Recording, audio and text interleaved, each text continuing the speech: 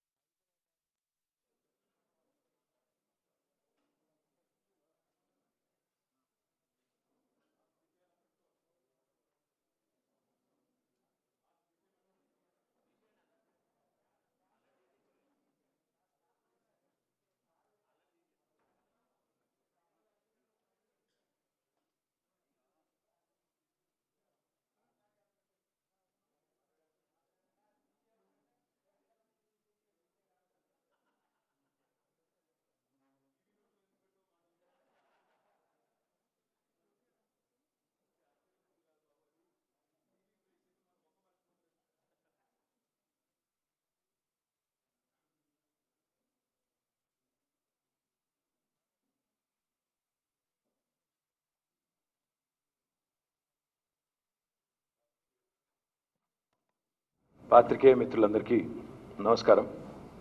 గత కొద్ది రోజులుగా జిహెచ్ఎంసి ఎన్నికకు సంబంధించి పార్టీల మధ్యన వాదోపవాదాలు జరుగుతున్న విషయం మీ అందరికీ కూడా తెలుసు. ముఖ్యంగా గోబెల్స్ కజిన్ బ్రదర్స్ మా బీజేపీ సోదరులు నోటికొచ్చినట్టు అర్ధసత్యాలు, అసత్యాలు, పచ్చి అబద్ధాలు ఏ రకంగా ప్రచారం చేస్తున్నారో కూడా అందరికీ తెలియజేయాల్సిన అవసరం ఉంది. రాష్ట్రంలో ఉండే నాయకుల నుంచి మొదలు పెడితే, ఎంపీల నుంచి మొదలు పెడితే స్వయాన కేంద్ర మంత్రుల దాకా గోబెల్స్ కజిన్ బ్రదర్ లాగా, వారు గోబెల్స్కి కజిన్ బ్రదర్స్ లాగా ఇష్టానుసారంగా ఒక అబద్ధాన్ని 100 సార్లు చెప్తే నిజమైపోతుందన్న చందంగా ప్రచారాలు చేస్తూ ఉన్నారు. ఈ మధ్యనే నిన్నగాక మొన్న ప్రకాష్ జవడేకర్ గారు వచ్చి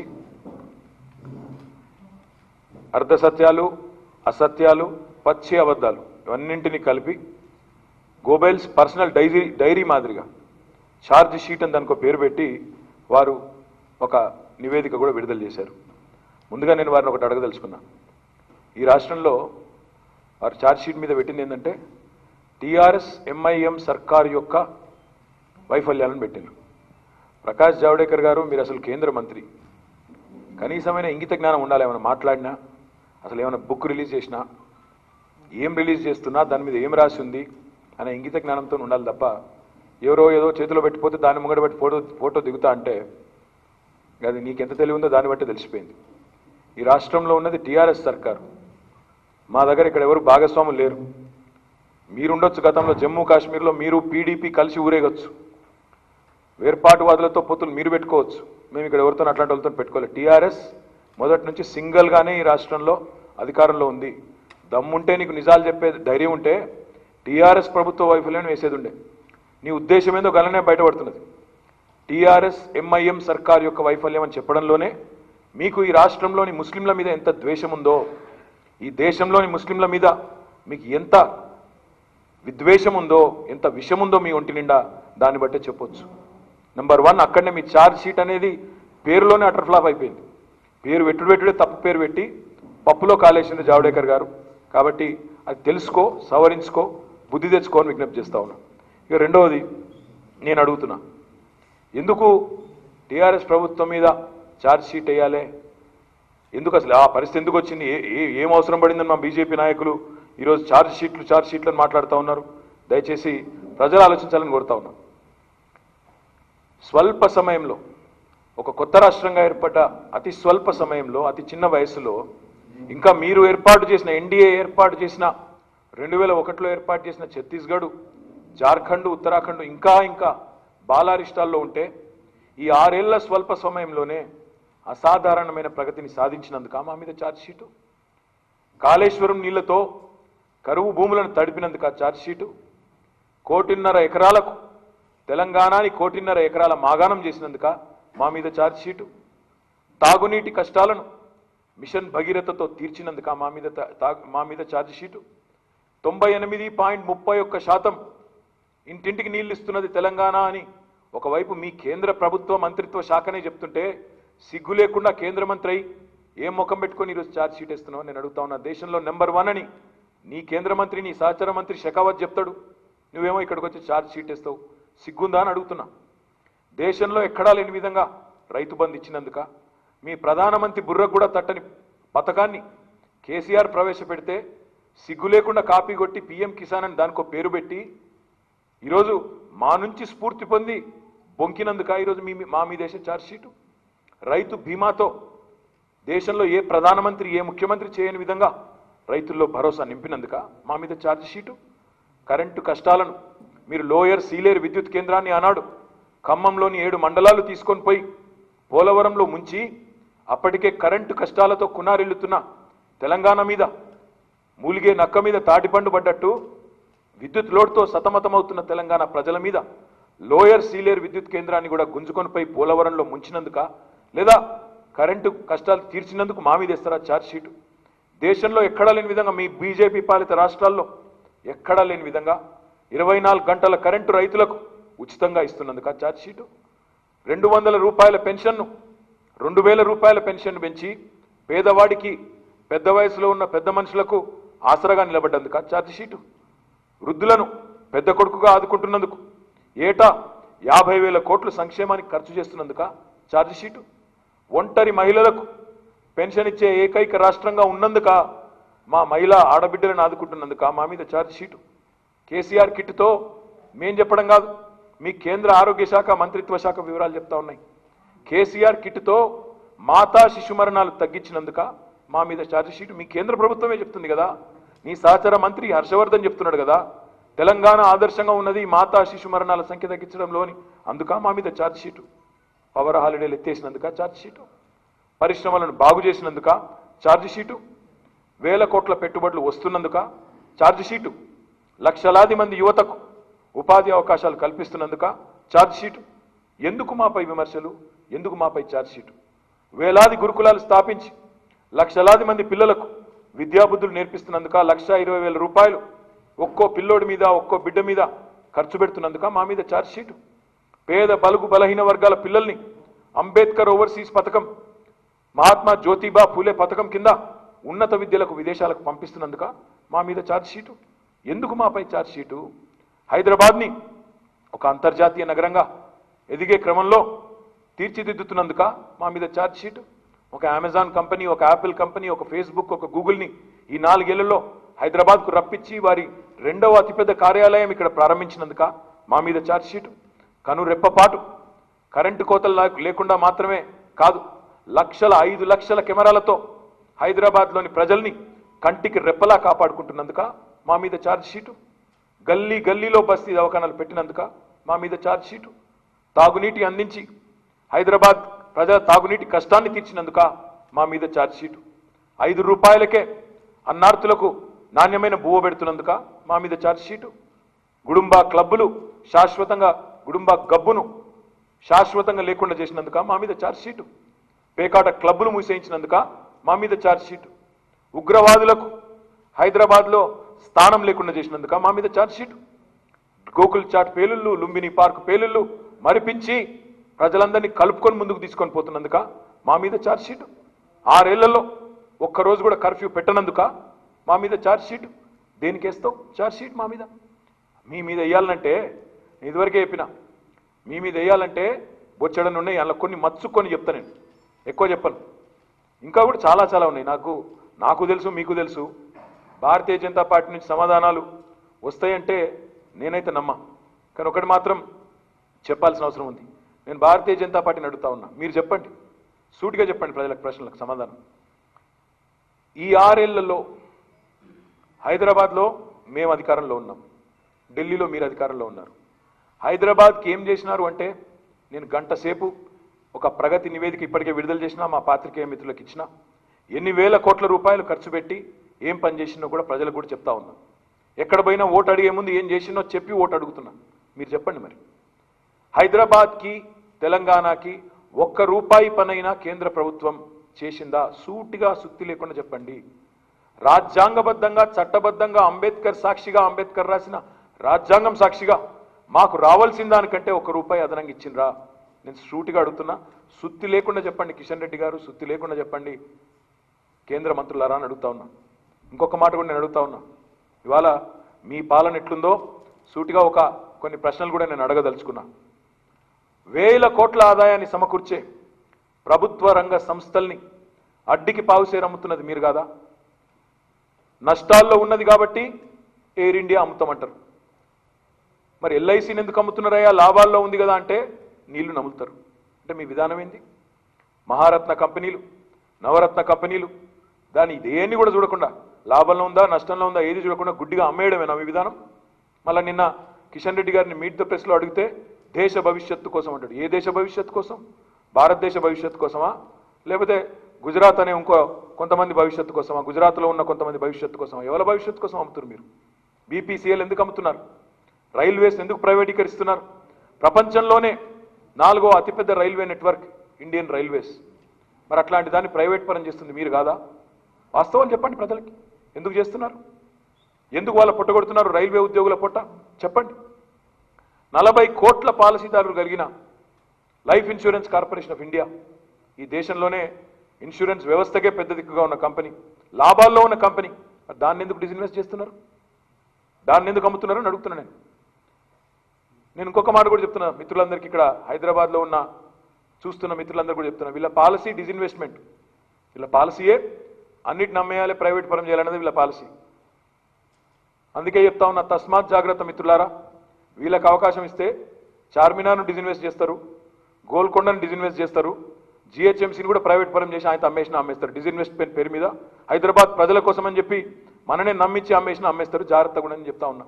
ఇంకొక మాట కూడా నేను చెప్తా ఉన్నా, ఈరోజు ఛార్జ్ షీట్లే వేయాల్సి వస్తే ఎన్ని వేయాలి మేము ఛార్జ్ షీట్లు? ఏం చెప్పిండ్రు మీ మోడీ గారు 2014లో? ఒక్కో సంవత్సరానికి 2 కోట్ల ఉద్యోగాలు ఇస్తా అన్నాడు. 6 ఏళ్ళైంది. మరి 12 కోట్ల ఛార్జ్ షీట్లు వేయాలి నీ మీద. 12 కోట్ల యువత నీ మీద ఛార్జ్ షీట్ వేయాలి. హైదరాబాద్ విషయానికి వస్తే ఐటీఐఆర్ రద్దు చేసింది ఎవరు? ఆ ఐటీఐఆర్ రద్దు చేసినందుకు హైదరాబాద్ యువత వేయాలి నీ మీద ఛార్జ్ షీట్. లక్షల మంది యువకులకు, మహిళలకి ఉద్యోగాలు ఇచ్చే పరిస్థితి నుండి ఈరోజు ఐటీఐఆర్ను రద్దు చేసి వారి పొట్టగొట్టింది నీ ప్రభుత్వం కాదా?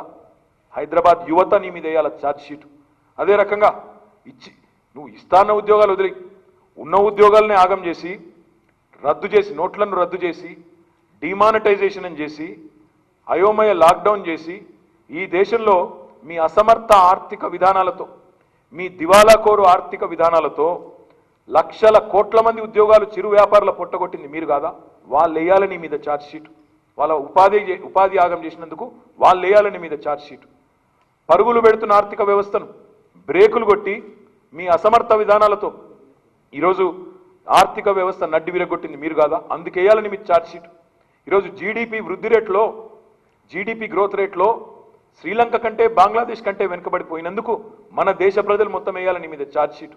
ఉరుకుతున్న దేశాన్ని, బ్రహ్మాండంగా ముందుకు దూసుకొని పోతున్న దేశాన్ని నీ దివాలాకోర్ విధానాలతో దెబ్బతీసినందుకు, కోట్ల మంది ఉద్యోగాలు పోయే పరిస్థితి తెచ్చినందుకు మీ మీద వేయాల ఛార్జ్ షీట్. కరోనా సంక్షోభానికి ముందే ఇలా మాట్లాడితే కరోనా అంటారు, యాక్ట్ ఆఫ్ గాడ్ అంటారు. నేను చెప్తున్నా, కరోనా సంక్షోభానికంటే ముందే వరుసగా 8 క్వార్టర్ల పాటు వృద్ధి రేటు క్షీణిస్తూ వచ్చిన మాట వాస్తవం కాదా? 8 consecutive quarters of slowdown landed in a lockdown which now has converted itself into a recession. ఇది వాస్తవం కాదా? నేను అడుగుతా ఉన్నా. ఈరోజు మాట్లాడితే యాక్ట్ ఆఫ్ గాడ్ అంటారు. ఆ దేవుడు కూడా వేస్తాడు నీ మీద ఛార్జ్ షీటు. దేవుడిని మీద నెపం పెట్టినందుకు, నీ దివాలాకోరు ఆర్థిక ధనాల వైఫల్యాల అసమర్థతను కప్పిపుచ్చుకోవడానికి యాక్ట్ ఆఫ్ గాడ్ అన్నందుకు దేవుడి మీద నెపం మోపినందుకు ఆ దేవుడు వేయాలని మీద ఛార్జ్ షీట్. ఆ పరిస్థితి వస్తుంది మాట్లాడితే. అదే రకంగా మీరు కాదా మతిలేని విధానాలతోని 24% నుంచి దేశ జీడిపిని ఇంకా 7% డౌన్ చేసి మొత్తానికి 31% డౌన్ చేసింది కాదా మీరు? మీ విధానాలు, మీ దివాలాకోర ఆలోచనలు, దాంతో దేశ ఆర్థిక వ్యవస్థను చిన్నాభిన్నం చేసినందుకు వేయాలి మీ మీద ఛార్జ్ షీట్. ఇంకా దారుణం, లాక్డౌన్ సమయంలో అన్ని టీవీలలో, అన్ని పేపర్లలో చూసినాం, లక్షల కార్మికులు, వలస కార్మికులు 100 కిలోమీటర్లు నెత్తిన మూట పెట్టుకొని, చంకలో పాపనెత్తుకొని, కాళ్ళకు బొబ్బలు పెడుతుంటే 100 కిలోమీటర్లు నడిచిపోయిన వలస కార్మికులు నీ దివాలాకోరు విధానాల వల్ల కాదా? వాళ్ళు నీ అడ్డగోలు లాక్డౌన్లు, నీ అడ్డగోలు ఆలోచన లేని విధానాలతో కాదా? వాళ్ళు వేస్తారు నీ మీద ఛార్జ్ షీట్. 6 లక్షల మంది కార్మికులు వాళ్ళు వేయాలి నీ మీద ఛార్జ్ షీట్. అందులో ఎంతమంది చచ్చిపోయినారు? నడుచుకుంటూ పోయేటోళ్ళు 100 మంది చచ్చిపోయినారు. వాళ్ళు వేయాలి నీ మీద ఛార్జ్ షీట్. వాళ్ళ ఆత్మలు వేయాల నీ మీద ఛార్జ్ షీట్. అదే రకంగా నయా పైస లేకుండా రోడ్డు మీద ఉన్న ఆ కూలీల నుంచి, ఆ వలస కార్మికుల నుంచి వాళ్ళను కూడా గవాళ్ళ దగ్గర కూడా రైల్వేలు నడిపి, రైల్వే టికెట్లను పెట్టి, భోజన ఖర్చులని చెప్పి గవాళ్ళ దగ్గర కూడా పైసలు తీసుకున్నందుకు నీ మీద వేయాలి ఛార్జ్ షీట్. పేదవాడనే సోయి లేకుండా, పాపం అప్పటి కాలినడకనబోతున్నోడిని ఇంటికి చేర్చాలనే జ్ఞానం లేకుండా అగౌరవపరిచినందుకు, వాళ్ళను కూడా వారి ఆత్మగౌరవాన్ని దెబ్బతీసినందుకు 6 లక్షల వలస కార్మికులు వేయాలని మీద ఛార్జ్ షీట్. 20 లక్షల కోట్ల ప్యాకేజ్ అన్నావు, ఉద్దీపన అన్నావు. ఎవరిని ఉద్ధరించినావు? 20 లక్షల కోట్ల ప్యాకేజీలో ఎన్ని సున్నాలు ఉన్నాయో కనీసం ఎరికేనా మీ కేంద్ర మంత్రులకు? చూపెట్టు, నాకు 20 మందిని చూపెట్టు. నీ 20 లక్షల కోట్లతో బాగుపడ్డాడు, 20 మందిని చూపెట్టు. గవాళ్ళు వేయాలని మీ ఛార్జ్ షీట్. ఈ దేశంలోని ఉద్యోగులను, ఈ దేశంలోని ఉపాధి కల్పించే పారిశ్రామికవేత్తలను మోసం చేసినందుకు 20 లక్షల కోట్ల ప్యాకేజ్ అని మోసం చేసినందుకు, ఆ 20 లక్షల కోట్ల ప్యాకేజ్ విషయంలో ఈ దేశంలోని వాణిజ్యవేత్తలు, వ్యాపారవేత్తలు, పారిశ్రామికవేత్తలు వేయాలని మీద ఛార్జ్ షీట్. జన్ ధన్ ఖాతా అన్నావు, ధన్ 15 లక్షలు వేస్తా అన్నావు, ఇయ్యలే. 132 కోట్ల మంది భారతీయులు వేయాలని మీద ఛార్జ్ షీట్. మోసం చేసి పచ్చి అబద్ధాలు చెప్పి మోసం చేసినందుకు వేయాలి. విదేశాల నుంచి నల్లధనం అన్నావు, కానీ మసిబూసి మారేడికాయ చేసినావు. ఇప్పటివరకు ఏమొచ్చిందో ఏమైందో ఎవరికి తెలియదు. అందుకు వేయాలని మీ ఛార్జ్ షీట్. ఈ దేశ ప్రజలను మోసం చేసినందుకు వేయాలి ఛార్జ్ షీట్. జిఎస్టీ అన్నావు, చిరు వ్యాపారులను నడ్డి విరిచినావు. అందుకు వేయాలి ఈ దేశంలోని చిరు వ్యాపారులు నీ మీద ఛార్జ్ షీట్. పెద్ద నోట్ల రద్దు చేసి టెర్రరిస్టంను ఆపుతున్నా అన్నావు ఒకసారి, తెల్లారి నల్లధనం అన్నావు. ఇవాళ ఏమంటున్నావు ఎవరికి తెలియదు, ఎందుకు రద్దు చేసినావు ఎందుకు అసలే తెలియదు. అందుకు వేయాలని మీద ఛార్జ్ షీట్. అనాలోచిత నిర్ణయాలతో చిన్న మధ్య తరహా పారిశ్రామికవేత్తలను, ఎస్ఎంఈ సెక్టర్ని కోలుకోలేనంతగా దెబ్బతీసినందుకు వేయాలని మీ ఛార్జ్ షీట్. బలమైన బ్యాంకింగ్ వ్యవస్థ ఉన్న దేశం భారతదేశం, దాన్ని కూడా మీ ఇష్టానుసార నిర్ణయాలతో, మర్జర్లతో దెబ్బతీసినందుకు, ఎస్బిహెచ్ ఉనికి లేకుండా చేసినందుకు, స్టేట్ బ్యాంక్ ఆఫ్ హైదరాబాద్ ఒక హైదరాబాద్ గౌరవంగా ఉండేది, ఈరోజు ఆ ఎస్బిహెచ్ను కూడా తీసుకుపోయి కలిపేసి ఎస్బీఐలో పెట్టినందుకు ఆ ఎస్బిహెచ్ ఉద్యోగులు వేయాలని మీద ఛార్జ్ షీటు. బ్యాంకులను నట్టేట ముంచిన వారు, వారిని కాపాడినందుకు నీ మీద వేయాల ఛార్జ్ షీటు. మేహుల్ చోక్సీలు, ఆయన ఎవరో మోడీలు, వాళ్లను తప్పించినందుకు, ఆయన పేరు విజయ్ మాల్యాలు, ఇట్లాంటి వాళ్ళని పరోక్షంగా కాపాడినందుకు నీ మీద వేయాల ఛార్జ్ షీటు. లక్షలాది మంది ఉద్యోగదారులను, ఖాతాదారులను ఆగం చేసినందుకు వేయాలని మీద ఛార్జ్ షీటు. మేము అడిగినాం, కేంద్రంలో బీసీ మంత్రిత్వ శాఖ పెట్టమని అడిగినాం, యూపీఏని అడిగినాం, ఎన్డీఏని అడిగినాం, పట్టించుకోరు. దేశంలోని బీసీలు వేయాలని మీద ఛార్జ్ షీట్. మాకెందుకు ఉండదు కేంద్రంలో బలహీన వర్గాలకు మంత్రిత్వ శాఖ అని, వాళ్ళు వేయాల ఛార్జ్ షీట్. మా పన్నుల్లో వాటా మేము అడిగినాం. మేము 2,72,000 కోట్లు కట్టినాం, కేంద్రానికి 1,40,000 కోట్లే వాపసు వస్తుందని మేము ప్రజలకు వాస్తవాలు చెప్తే వేర్పాటువాదం అంటున్నారు మీరు. ఈ వేర్పాటువాద పార్టీలతోని పదవులు పంచుకున్నది మీరు కాదా? పీడీపీతో కశ్మీర్లో పదవులు పంచుకున్నది ఎవరు, మీరా మేమా? కాబట్టి మమ్మల్ని హక్కు అడిగితేనేమో రాజ్యాంగబద్ధంగా మాకు రావాల్సింది ప్రజలకు చెప్తేనేమో వేర్పాటువాదం అంటున్నావు కిషన్ రెడ్డి గారు. మరి నీ పార్టీ కాదా కశ్మీర్లో వాళ్ళతో కలిసి పదవులు పంచుకున్నది, కలిసి పోటీ చేసింది ఆ పార్టీ కాదా? ఇక్కడ మాకు లేని పొత్తంటగడతావు, ఎంఐఎంతో బట్టగాల్చి మీదేస్తావు, నువ్వేమో బాహాటంగా పీడీపీతో కలిసి ఊరేగుతావు. అందుకేయాలి ఈ పచ్చి అబద్ధాలకు వేయాలి నీ మీద ఛార్జ్ షీట్. రైతుల నడ్డి విరిచే నల్ల చట్టాలు తెచ్చింది, నల్లధనం తెస్తామని చెప్పి నల్ల చట్టాలు తెచ్చినందుకు మీ మీద వేయాలి ఛార్జ్ షీట్. దేశ ఆహార భద్రతను ప్రమాదంలోకి నెట్టి కార్పొరేట్ వ్యవసాయానికి పెద్దపీట వేస్తున్నందుకు ఈ దేశ రైతులు వేయాలి నీ మీద ఛార్జ్ షీట్. హాత్రాస్లో ఒక ఆడబిడ్డపై అఘాయిత్యం జరిగితే కనీసం సంస్కారం కూడా లేదు నీ ప్రభుత్వానికి. అంతిమ సంస్కారం కుటుంబ సభ్యుల మధ్యలో చేయించాలనే సంస్కారం లేని ప్రభుత్వానికి ఈ దేశంలోని ఆడబిడ్డలు వేయాలి నీ మీద ఛార్జ్ షీట్. ఒక ఆడబిడ్డ చనిపోతే అంత్యక్రియలు అర్ధరాత్రి వారి తల్లిదండ్రులకు కూడా తెలియకుండా జరిపినందుకు నీ మీద వేయాలి ఈ దేశంలోని ఆడబిడ్డలు నీ మీద వేయాలి ఛార్జ్ షీట్. అంతర్జాతీయంగా క్రూడ్ ధరలు తగ్గినా నీ పాలనలో పెట్రోల్ ధర రెట్టింపు అయినందుకు వేయాలి ఈ దేశంలోని వాహనదారులు నీ మీద ఛార్జ్ షీట్. ఇట్లా చెప్తూ పోతే ఎన్నున్నాయి.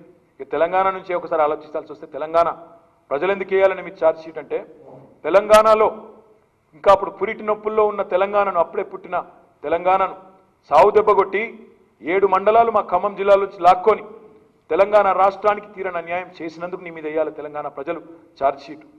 కరెంటు కష్టాల్లో ఉన్న తెలంగాణకు సమ్మెటపోటు మాదిరిగా సీలేర్ ప్లాంట్ను తీసుకొని, లోయర్ సీలేర్ ప్లాంట్ను తీసుకొని ఆంధ్రలో ఆ పోలవరంలో ముంచినందుకు మా తెలంగాణ రైతులు, తెలంగాణలోని యువకులు వేయాలని మీద ఛార్జ్షీట్. తెలంగాణ కోసం ప్రత్యేకంగా పన్ను రాయితీలు ఇమ్మని చెప్పి ఆంధ్రప్రదేశ్ పునర్విభజన చట్టంలో చెప్పింది మీరు, కేంద్ర ప్రభుత్వం ఇస్తామని చెప్పింది మీరు.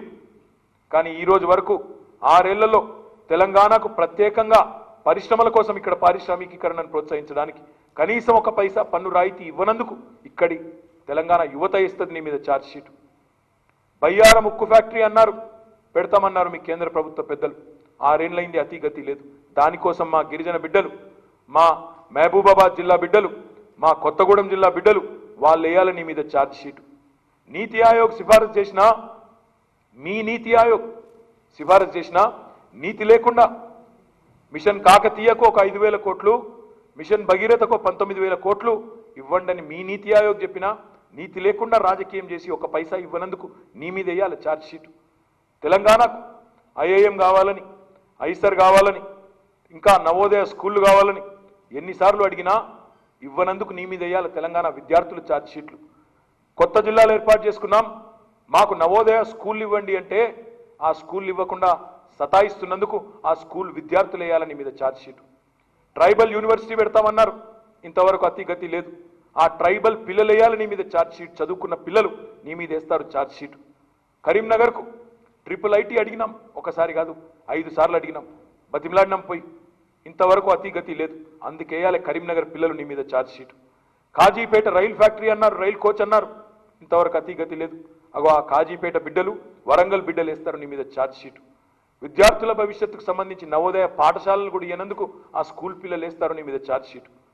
15వ ఆర్థిక సంఘం సిఫారసు మేరకు 735 కోట్ల ట్యాక్స్ డెవల్యూషన్ నష్టాలు హైదరాబాద్కి ఇవ్వాలన్నారు finance commission, 15th finance commission. అది ఎగ్గొట్టినందుకు మీ మీద వేయాల తెలంగాణ హైదరాబాద్ ఛార్జ్షీట్.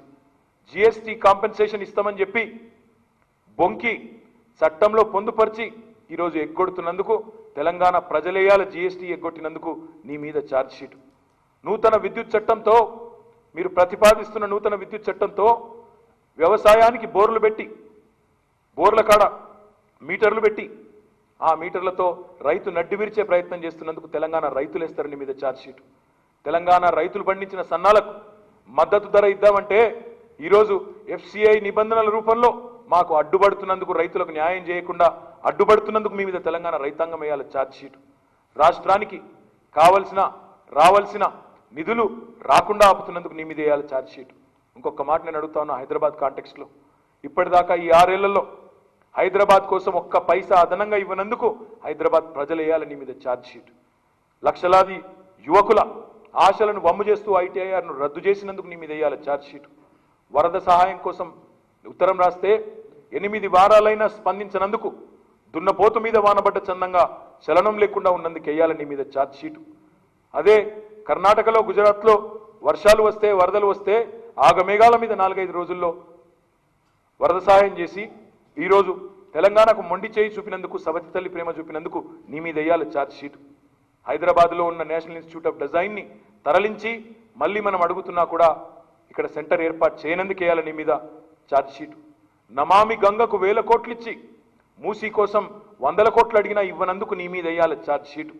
హైదరాబాద్లోని BHEL, మిదాని వంటి రక్షణ రంగ సంస్థలను ప్రైవేట్ పరం చేస్తున్నందుకు ఆ ఉద్యోగులు వేస్తారు నీ మీద ఛార్జ్షీట్. ట్రాఫిక్ సమస్యను తీర్చడానికి మేము స్కైవేలు కడతాం, రహదారులు కడతామంటే భూములు ఇవ్వనందుకు వేయాలి మేము ఛార్జ్షీట్లు. మేము కొత్త రోడ్లు వేస్తుంటే నువ్వు ఉన్న రోడ్లు కంటోన్మెంట్లో మూస్తున్నందుకు మా కంటోన్మెంట్ ప్రజలు వేస్తారు నీ మీద ఛార్జ్షీట్. అట్లా చెప్తూ పోతే ఇంకో 1000 చెప్పొచ్చు. నేను ఇప్పుడు వీళ్ళ భాగవతం ఇంకో 1000 చెప్పొచ్చు. నా విజ్ఞప్తి ఏంటంటే మిత్రులందరితో కూడా, ముఖ్యంగా హైదరాబాద్లో ఉండే మిత్రులందరితో కూడా నేను కోరేది, మేము పురోగమనశీల విధానాలతో ముందుకు పోతున్నాం, కానీ వాళ్ళు మొత్తం అమ్మే విధానాలతో పోతున్నారు. ఇప్పుడే నేను చెప్పిన, నష్టాల్లో ఉన్న ఎయిర్ ఇండియా అమ్ముతుండ్రు, లాభాల్లో ఉన్న LIC అమ్ముతుండ్రు. నేను ఇప్పుడే చెప్పిన, మీకు ఇప్పుడే చెప్పిన, ఇలా అవకాశం ఇస్తే గోల్కొండ అమ్ముతారు, చార్మినార్ అమ్ముతారు, ఆయన రేపు GHMCని అమ్మినా అమ్ముతారు. ఆలోచించండి. నేను ఇదివరకు స్లోగన్ ఉంటే మోడీ గారిది, make in India, digital India, skill India, fit India, ఇవన్నీ ఉంటుండే. ఇప్పుడు కొత్తది పెట్టిండు, బేచో ఇండియా, అమ్మే ఇండియాను, ఏది అడ్డం వస్తుంది అమ్మేయండి, సెల్ इंडिया बेचो इंडिया। అందుకే అంటున్నా నేను, बेचो इंडिया बोल रहे हैं केंद्र सरकार, सोचो इंडिया क्या करना चाहिए, ऐसी हरकत पे ऐसी जो इनकी फिलॉसफी है इसके बारे में क्या करना चाहिए, हमें भी सोचना चाहिए। वो कहते हैं बेचो इंडिया, हम कहते हैं सोचो इंडिया। सोच के वोट डालिए, सोच के क्या हो रहा है क्या होगा, किसको वोट डालने से क्या हो सकता है, ये सब सोच के आप जरूर संजीदगी से సావధానంగా ఆలోచించి ఓటు వేయాలి తప్ప ఆగమాగం కావద్దని చెప్పి హైదరాబాద్ సోదరులకి విజ్ఞప్తి చేస్తూ, కేంద్ర మంత్రి గారు వచ్చి ఎవరైతే ఇక్కడ ఛార్జ్ షీట్ విడుదల చేశారో మరి వారు ఇప్పుడైనా ఇప్పుడు నేను లేవనెత్తిన అన్ని పాయింట్ల మీద ఆయన స్పందిస్తారని కూడా అత్యాశ నాకు కూడా తెలుసు. సమాధానం లేని ప్రశ్నలు ఎక్కువ ఉన్నాయి. ఒకటో రెండో కనీసం స్పందించి సవరించుకొని బుద్ధి మార్చుకోవాలని విజ్ఞప్తి చేస్తా ఉన్నా. ఎన్నికలు రాగానే చిల్లర మల్లర మాటలు మాట్లాడుడు, లేని సంబంధాలు మాకు అంటగట్టుడు, వారికి ఉన్న సంబంధాలు మాత్రం దాచుకునుడు, ఇది చేయొద్దని చెప్పి మళ్ళొకసారి విజ్ఞప్తి చేస్తూ మీ అందరికీ కూడా ధన్యవాదాలు.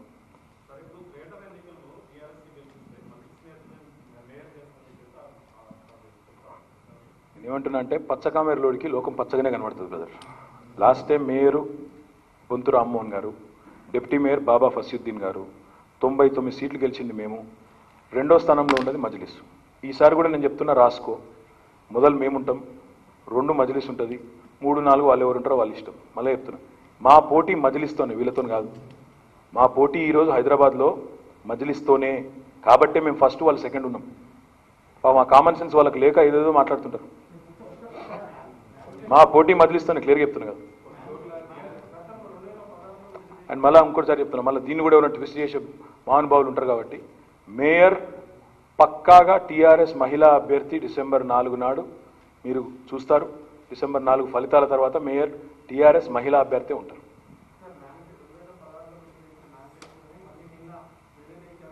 అంటే ఆయన కవర్ ఒకటే చూసినట్టున్నాడు, లోపల చూసినట్లేడు. కట్అవుట్ కాదమ్మా, కంటెంట్ చూడాలి చెప్పానికి.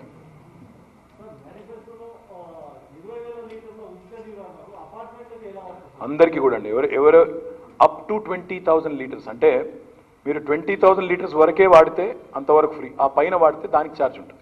20,000 లీటర్స్ వరకు అపార్ట్మెంట్ అయినా, కాలనీ అయినా, బస్తీ అయినా 20,000 లీటర్స్ వరకు ఫ్రీ. సేమ్ ఢిల్లీలో ఇదే పెట్టారు, సక్సెస్ అయింది.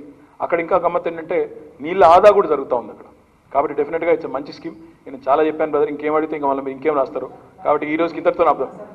అరే ఇంకా పొద్దుంది పొలం ఉంది బాస్, ఒక నిమిషం, పొద్దుంది పొలం ఉంది, ఇంకా 4-5 రోజులు ఎలక్షన్ ఉంది. నేను కలుస్తూనే ఉంటా, మీరు కలుస్తూనే ఉంటారు. ఎందుకు తొందర ఎందుకు పడుతారు? గింత చెప్పినా కదా, ఎందుకు టెన్షన్? నువ్వే చూస్తావు కదా 4 నెలలు.